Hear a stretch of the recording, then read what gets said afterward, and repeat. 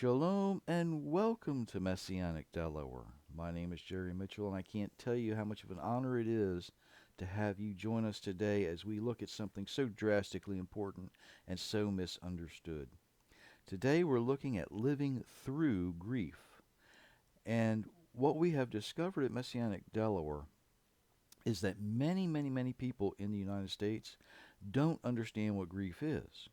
And when I started to put this teaching together, I drew from many different resources, and I realized that the direction I thought it was going to go, well, the Almighty intervened as He usually does, and He said, no, you need to take a more analytical approach. And the reason that is, I think, is God knows that the people that we reach through this session of teachings, or this style of teaching, they're already believers. They're already going out and they're interacting with other people. And what we need to do is give them the information from a biblical foundation so that as they interact with other people, they can carry the truth into these situations, and they can try and help folks see things from more of a biblical perspective than a worldly perspective. So let's start out trying to understand what is grief. As we live through grief, we need to figure out what it is, right? Grief is the emotional result caused by a traumatic experience. That's how we typically understand grief here in the United States. Now, typically associated with the death of a loved one. That's usually how we associate grief. We use the word grief a lot of different ways in the United States. The evolution of the language has kind of confused it, so we really don't grasp what it is. But grief can also be the result of an unresolved disappearance of a loved one or the estrangement of a loved one through divorce or abandonment. Now, I say that because sometimes unresolved disappearance, that can be, either a husband or a wife may just walk away and disappear, that, nobody hears from them again. You don't know if they are alive. You don't know if they're dead. You don't know what's going on with that situation. Also, if you think about our military members, we used to have this thing called missing in action. You know, the family would get a knock on the door from the chaplain, and he would explain to the family that their loved one is missing in action. They don't know what happened. And that sometimes can be worse in a certain way. I'm familiar with a person whose spouse disappeared, and they disappeared on the water. Okay, so where they disappeared, the current is very strong. The authorities found the vehicle, they found some equipment, they found some other things, but the body was never found. So that is an unresolved disappearance. Children often experience, being estranged from one parent or another through divorce. And that can be just as traumatic on a young child, and sometimes even an older child, depending on how the family responds to that. But as we go through this, don't think of grief solely as a loss through the passing of a loved someone you loved very much, whether it was a husband, wife, brother, sister, father, mother, son, daughter, whatever that relationship might be. It can be just as traumatic to someone when they're no longer in their life, but you don't know why. Okay? That's what I wanted to get. You don't know why they're not there. You don't understand why they're not there. You just know they're gone. Okay? So as we go through this, it's not just about the death of a loved one. It means someone is no longer in your life. Someone you loved very much is no longer part of your life. Okay. Now, because grief is a result of a traumatic experience, it can be considered post traumatic stress. Stick with me for a minute because I need to explain this. Post traumatic stress is not a disorder or a disease. Okay? Post traumatic stress is just what it is. It is post traumatic stress. You have something that happened. Now you're in this position where you don't know sometimes which way to turn. You feel your emotions are running rampant. That is absolutely a reasonable and rational emotional response. We often think of post traumatic stress as being this thing where combat soldiers return and they can't deal with society, right? That's how it is presented to us in the United States. Post traumatic stress is exactly what it says. It is something that's happened. Not every combat soldier has the same emotional response. Not everyone who returns has that post traumatic stress. They're not all wired the same way. We could say that is a completely different conversation, and it needs to be addressed. And it needs to be addressed from a biblical standpoint, and it needs to be addressed from a political standpoint as well. I'm not going there today. Believe it or not, I know where to draw that line to talk about grief. We can say that grief is personal and individual because no two people grieve exactly the same way. You are a unique individual. No one out of all the billions of people who lived before you, and out of all the people who will live after you, you are the only you there is. No two people will ever be exactly the same. You may resemble someone, you may act like someone, but you are completely different from anybody else in the entire world, in the entire history or future of the world as well. Now, because of that, no two people experience grief exactly the same way. You could have two people who lose someone in a very similar manner, but because they are different people, different situations, all right? Now, think about this. Many, many people lost their lives in 9/11 at the Twin Towers and with Flight 93. Out of all of those people who have that in common, okay, no two people have exactly the same life experiences. So they're going to experience grief in a different way. They're going to express grief in a different way. All right? Now we've almost covered who is affected by grief, but let's narrow this down. And the first thing we want to look at is a surviving spouse. The loss of a husband or a wife is extremely traumatic. And I'm going to dig into a little bit more of this in a moment. But think about if you've ever been married. And for someone who's never been married, it's very difficult to express what a husband or a wife feels when they lose someone that significant to them. Okay? How about surviving children or grandchildren? Often, and especially in today's society, more and more grandparents are raising grandchildren. So it's these children come up and it's like losing a parent to them because oftentimes the grandparent is more of a parent than the parent is in today's society.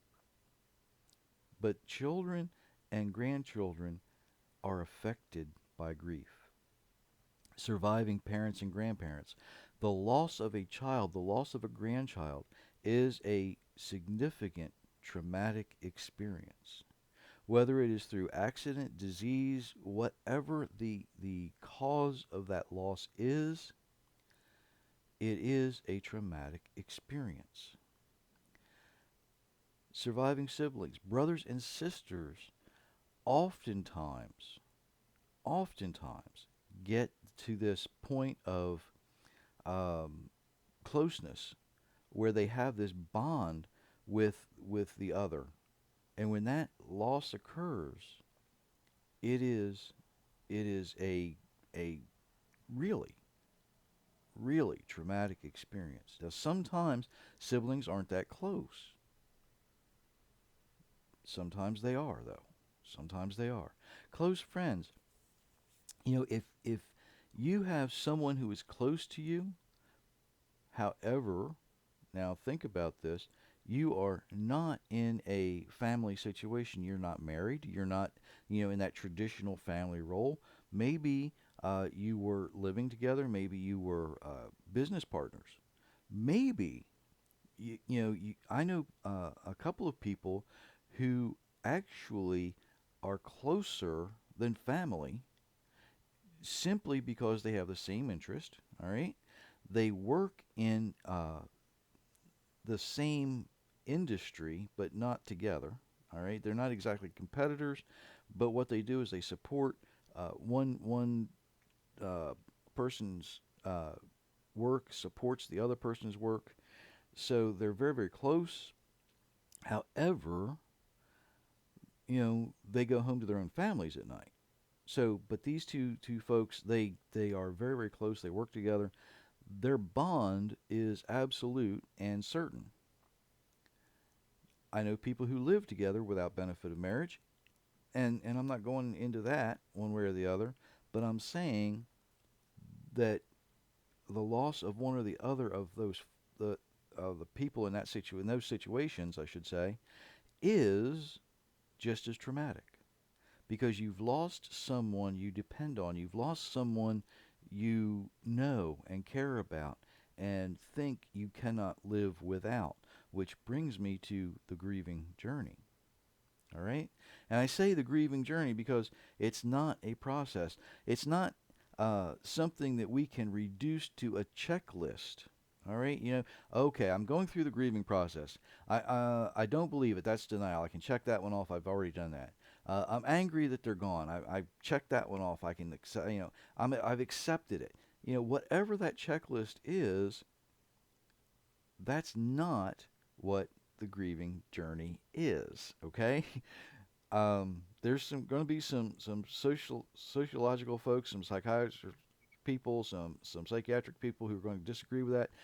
You cannot check off these things and say, okay, I've dealt with this, now I'm healed. I've dealt with this, now I'm healed. I've dealt with this, now I'm healed. That's not how it works. Okay? We're going to see with this in a moment. It usually begins though with the final arrangements. Now, a spouse or a parent, sometimes a child, has to make sure that the final arrangements are taken care of for whoever has passed. Sometimes, if it's the case of someone who has disappeared and believed to be dead, they may have a memorial service that they put together for that person. That's usually when this journey begins because it becomes real to them. That's what makes it real. The passage is one thing. They accept that passage, but making those arrangements make it, certain. That's when it becomes absolute. Now, it will never truly end. The grieving journey never completely truly ends. More on that later, okay? But what I also want to introduce here is for a young child who loses a parent through divorce. I want you to think about this. That court case is their final arrangement. Even if they have the parents try to work and it usually doesn't always work. It takes very special parents who are not selfish and self-centered to make sure that what they're doing with that child is for the benefit of the child and not the benefit of themselves. That typically doesn't always happen. That's usually the thing that doesn't happen. Usually the parents are the ones fighting because they're selfish. The child kind of gets used as ammunition. That causes a traumatic experience and an emotional result in that child that could often lead, and does often lead, I should say, to a grieving situation in a young person. All right? So it never really ends for the person who loses someone to death or loses someone to an unresolved disappearance. It's often the same feeling as a child going through the divorce of a parent. You know, they walk through this. They're never, ever going to get to the end of that journey. It will always be with you. And when I get to the end of this, you'll see what I mean, and I hope you understand it. Now, many people find help with counseling or support groups. And here's just a short list. You know, we have Grief Share, Grief Recovery After Substance Passing, Bereaved Parents, Grief Heal, Gold Star. Of course, Gold Star families are active military families who have lost someone as a result of a military operation. What people find in these support groups, okay, even though no two people, experience it the same way, no two people live through it the same way, what happens is in these support groups, they're similar. And because they're similar, there's a little bit of safety, okay? Uh, I know widows who get a little offended when somebody says, well, I don't know. I know how you feel. I lost, and we'll get into some of that. I lost something. I lost this. Or you don't know how I feel. You can't understand how I feel. And they put these folks in that situation. But these support groups, there's some safety because nobody says those things. Nobody really who is hurting wants to hurt others. That's just not something that's typically done. But in these support groups, they understand that they're in a similar situation, and what they're able to do is avoid the awkwardness that we're going to get into in a moment, okay? But first, let's look at grief in the Bible. Now, the first mention of grief is actually in Genesis 6:6, where it says, "And it repented the Lord that he had made man on the earth, and it grieved him in his heart." Oh my. Now that word, of course, comes from the Strong's number 6087, azab. It means to hurt or pain or to grieve. Okay? That's where it's first mentioned. See, the first mention in the Bible is God who is grieving. Our Creator looked down at what we were doing and he said, why did I ever do this? I shouldn't have done it. It hurts me to see what's happening. Now, we're going to see something about that, and I'm going to come back to that. Because what we see may hopefully change your view of what grief is. How does the Bible describe grief? In Genesis 15:15, it's the first mention of burying the dead. Okay? But in Genesis 23:3-4, Abraham stood up from before the dead and spoke unto the sons of Heth, saying, I'm a stranger and a sojourner with you. Give me a possession of a burying place with you, that I may bury my dead out of my sight. See, there's no real description of how Abraham grieved. But what we need to be careful of as we're looking at this is there's a difference between grief and mourning. Now, the Bible distinguishes this difference between grief and mourning. Mourning has a time period of 7 days, and there are traditional ways of mourning that change depending on culture. Okay? Americans typically don't know the difference between grief and mourning, and they confuse it, they combine it, they do all kinds of weird things with it because we don't grasp that we can mourn for someone in a certain way, but when our mourning period is over, okay, that's when we come back and are made whole again, as whole as we can be, and we'll get more on that in a second. But we need to bring back that mind, body, spirit type thing. And when we do that, we know that that 7 days of initial mourning is complete. Grief is the pain that is associated with the loss of a loved one, while mourning is the actions that are actually displayed after the loss of a loved one. See, the mourning process is the crying. The mourning process is the going out and trying to figure out what's going on. That mourning process is remembering all of the things that were associated with that person. The mourning process is going through the actions that we go through to bury our dead. The mourning process are the actions that we go through to remember. That's why we have the memorial services oftentimes. That's what the things are that we do. And that actually has a goal or an endpoint, if we could think of it that way.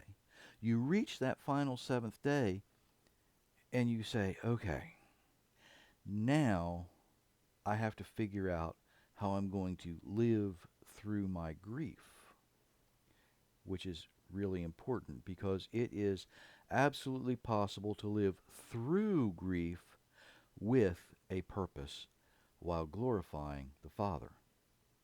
And people will say, how is that? How can you do that? How can you say that? Death in our fallen and cursed world actually has a purpose. In Psalm 116:15 we read, "Precious in the sight of the Lord is the death of his saints." You see, our Creator does not grieve over death. Our Creator doesn't grieve over the death of his own. Instead, he grieves over our sinful actions. And I can go back to that Genesis 6:6 verse where it says, he repented over creating man, and it grieved him in his heart. He wasn't grieving over our death. He was grieving over our sinful actions, the things that take us away from him, the things that estrange us from him, the things that remove us from his presence. That's what grieves our Creator. Now, several verses are dedicated to making certain that all have the chance to be part of the kingdom, okay? Several verses in the Bible are absolutely dedicated to making certain that everyone has a chance to be part of the kingdom of heaven. But God doesn't grieve over our death in this world. He grieves over our separation from him. Now, for those who have not yet placed their faith in the Father, the loss of a loved one through death, divorce, or abandonment can be absolutely devastating.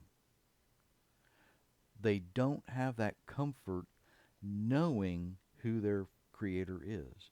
They don't have that comfort knowing what it feels like to have a personal relationship with the one who designed them. Modern Christian traditions fail to truly comfort those affected because those traditions have no biblical foundation. They truly do not have a biblical foundation. You know, we say things, we do things, we go through some motions in the churches, but it doesn't help in the process. And too often I have found that it harms the process. Because even though the church is well intended, that intention is not and cannot take the place, I should say those traditions cannot take the place of what the Almighty has established for us. Okay? Like many other spiritual concepts in our Western culture, many people get their ideas and opinions about grief from the entertainment industry. They look at movies, they look at, they read books, I should say, they listen to music, and that's how they see, they say, well, this person did it this way, maybe I'm supposed to do it that way. They read about something and they say, well, this person went through these things after, you know, the loss of a loved one. Maybe I should be doing that. They listen to music and they say, well, wait a minute. Maybe I should feel that way.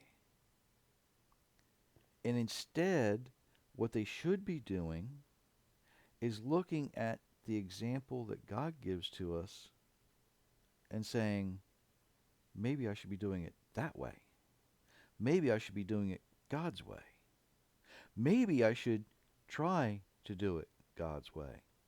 You see, we see more people doing exactly the opposite of what the Bible instructs us to do. You know, I see people, I know people, I have people in my family who have actually tattooed the names of their deceased relatives, friends, or even their pets on their skin. The Bible says don't do that. Okay? We see oftentimes people shaving the names of their lost relatives or close friends or even their pets in their hair or in their beard.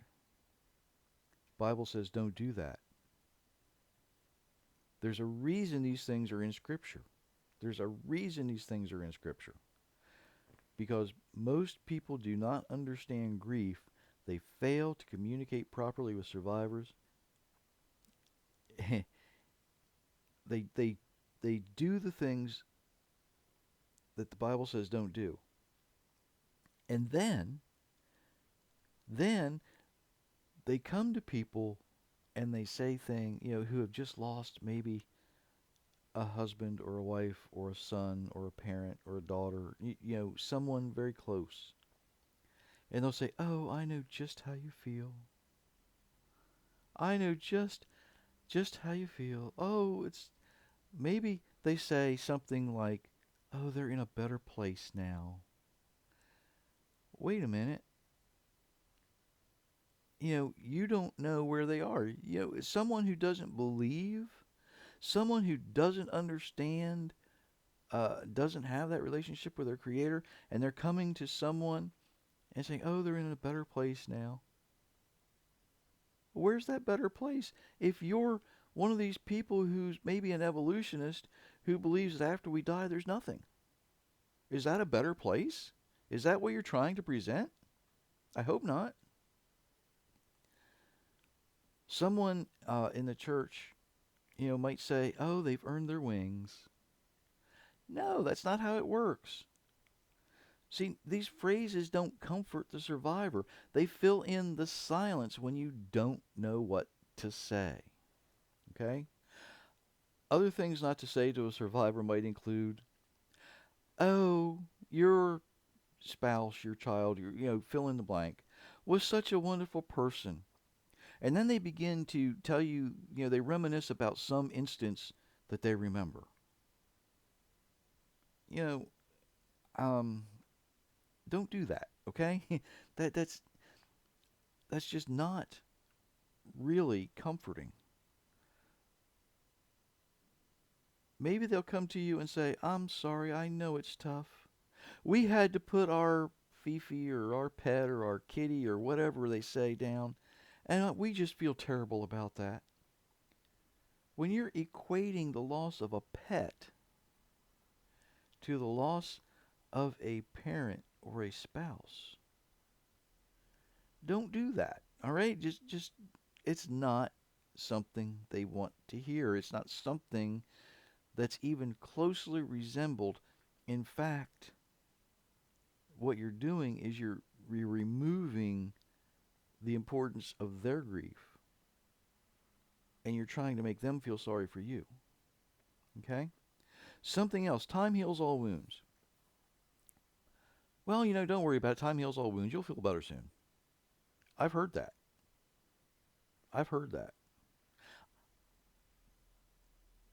Time does not heal grief. Nothing heals grief. More on that in a second. What can we say to a survivor? One of the best things you can say is simply, "I am so sorry for your loss. I am so sorry that you're living through this. I am so sorry that this is happening." Something else you can say, when you're ready, I would love to share a story about this person. But when you're ready, you let me know and we'll talk. Something else that you can say is, I know that anything I say won't help you stop hurting. But when you're ready to talk, I'll listen if you would like. Now, when a survivor hears that, because these kinds of phrases place the control of the conversation on the survivor. The survivor is the one who needs that, especially soon after the passing of someone or the disappearance of someone, especially soon after a divorce, soon after an estrangement, soon after an abandonment. They need to be in control of the situation because they don't need a lot of outside input from somebody who's just trying to make them feel better. And because you think you're making somebody feel better, you feel better about yourself. That's not what they need. That's not what they want. You know, there's nothing wrong with silence. You can simply sit with someone. We learn in Job that sometimes they didn't speak. The people who came to sit with Job didn't speak. There's nothing wrong with silence. It's okay just to be there for someone without saying anything. Grief is an emotional pain that has been described as the ripping away of part of my soul. For someone who doesn't have that connection with the Father, for someone who doesn't have that relationship, they don't know God, they don't understand God, they don't even attempt to care about God, these folks unfortunately don't understand what it's like to have that part of that soul ripped away. Because when you have a close relationship, you have that bonding, you have that strength in that relationship, and when you remove the other person, okay, when you remove the other person, it does feel like part of your soul has been ripped away.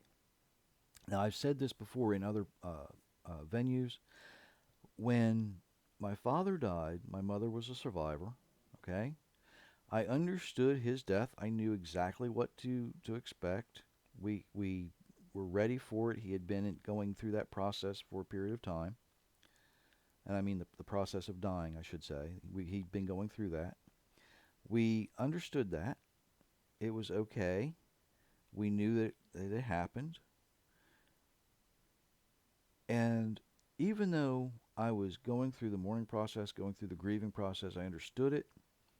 When my mother died, we were in the room. My wife Myra had just finished. Mom was laying there, and Myra had just finished filing her nails when she drew her last breath. When that happened, I realized what an orphan is for real. Now, even though I was in, let's see, at that time, I guess I had just turned about 50, 49 or 50. And most people associate an orphan as a young child. But I realized at that point what it means to be an orphan, because now you don't have that parental figurehead of any type in your life. Okay? That is the kind of ripping away at the soul. All right? That's what I'm describing here. I have spoken to widows and widowers. I have spoken to parents who have lost children. And they all go through that. They feel that emptiness. They feel that disconnect.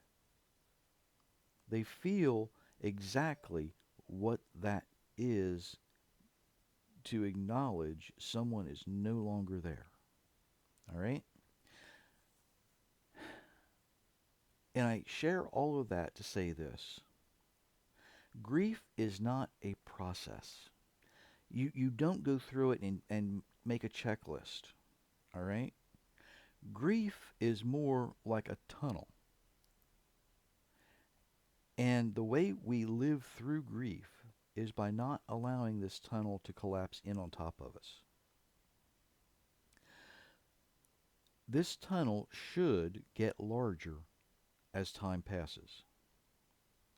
As the survivor allows more and more people into their life, okay, new experiences actually force that tunnel to expand. It gets bigger, all right? And the bigger it is, the more room you now have for these new experiences, the more room you have for friends to come in. And although that grief is still there, you're not closed in. It doesn't collapse in on you and crush you. You bring these friends in. That's why these support groups are so important, because they can offer new friendships. And it helps you actually help each other push that tunnel, expand that tunnel, make it bigger, not to forget, not to in hopes of not hurting, not feeling it, but what you do is you spread it out. And the more you spread it out through these new experiences, these maybe new friends, maybe you experience different things. Okay? Don't limit yourself to this. Don't put limits on it. Allow these people to come into your life so that you can glorify the Almighty, because you are walking through your grief. You're living through your grief. You can see it around you. It will always be there. But it's okay that it's there, because now you have these new experiences. You've expanded your tunnel outward. And by expanding, if you've ever expanded something like that, you understand you don't chip away at it. You can't chip away at it. It's always going to be there. But now, instead of this close, crushing, claustrophobic feeling, now you don't have that. The pain will always be when you remember certain things about the person that's no longer in your life.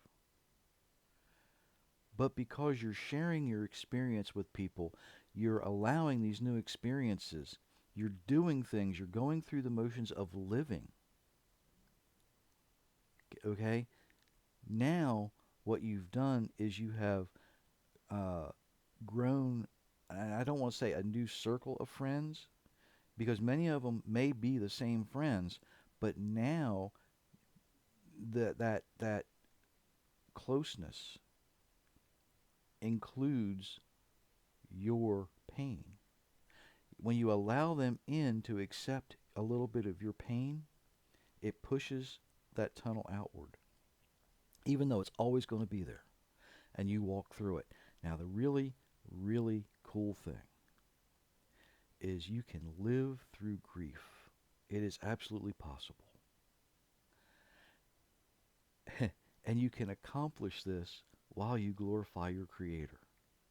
If you're willing to follow the Creator's instructions, if you're willing to look at your Scripture and say, you know what?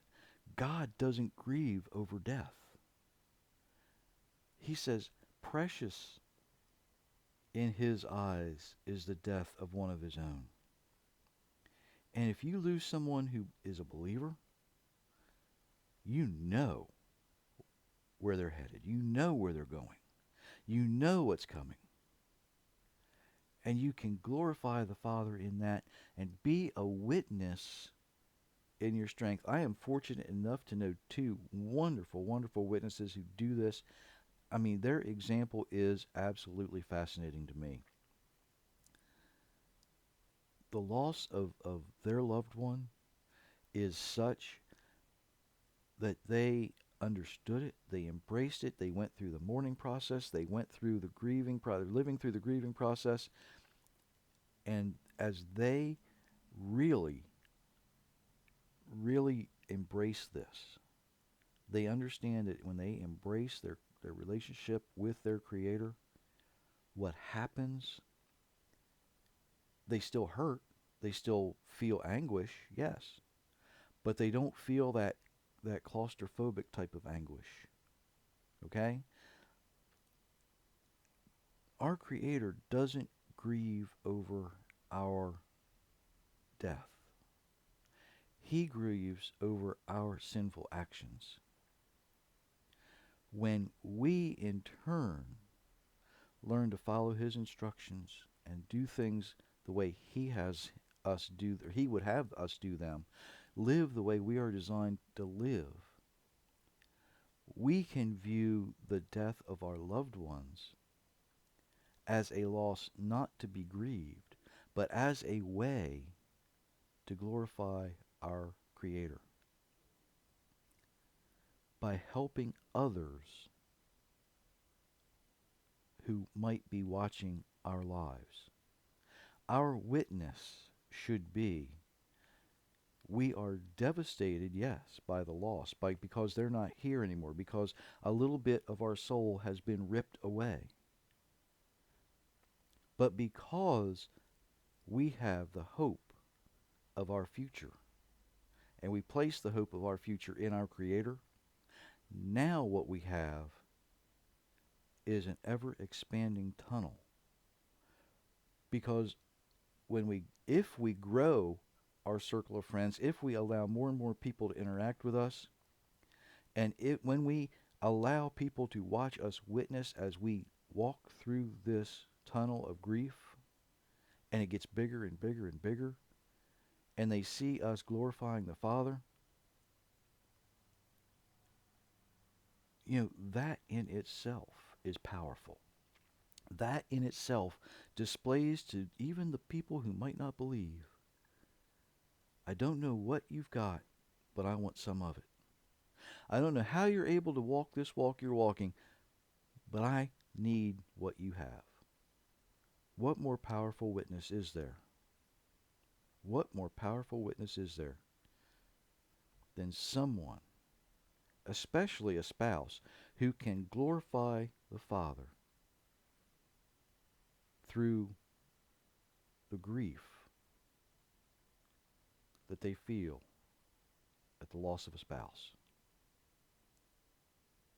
That is a powerful witness.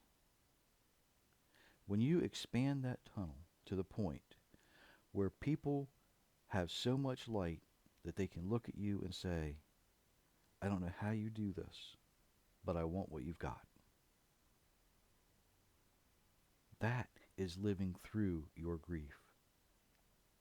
That's not dragging people into your sorrow. That's not dragging people to depression. That's glorifying the Almighty. And when He looks down and sees that, He's not grieved at your actions. Instead,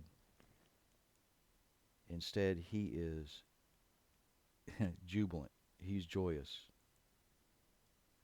It makes Him happy. And that's what we're after, right?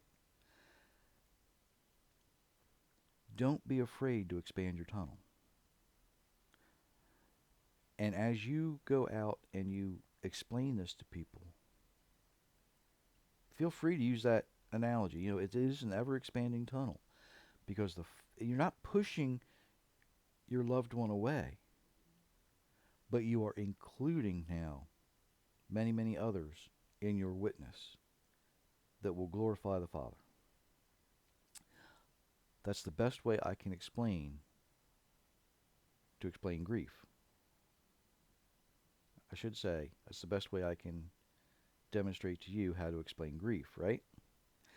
Ladies and gentlemen, I thank you so very much for joining me today. It has been an honor and a pleasure. I know this was a little longer than I usually like to go, but truly, Uh, don't be afraid to live through grief. Have a wonderful, wonderful week.